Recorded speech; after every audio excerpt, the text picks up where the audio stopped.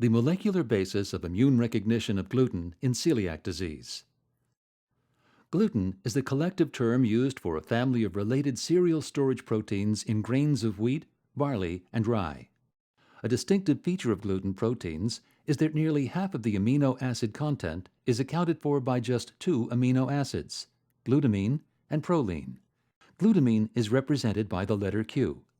When the epithelium and underlying tissue is inflamed or injured, one of the responses to promote recovery is to increase the levels of transglutaminase, or TTG. TTG is an enzyme that specifically targets and modifies glutamine residues in proteins. Short strings of amino acids, known as peptides, remain as indigestible fragments of gluten that are rich in proline and glutamine. The amino acids are represented by the letters on either side of the glutamine, which is represented by the black letter Q. The intestinal TTG modifies the gluten peptides by changing glutamine to glutamate. The symbol for glutamate is the letter E.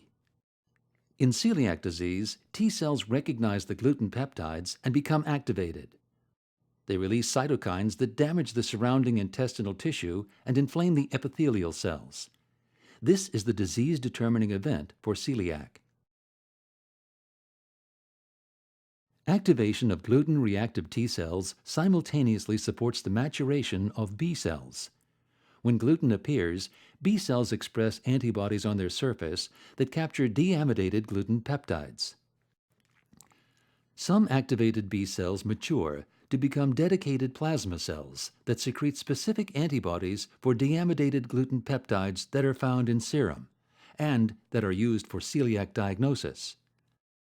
Through the action of TTG, gluten peptides can also bind onto proteins, including TTG itself. Complexes of gluten peptides and TTG can attach to antibodies on the surface of B cells.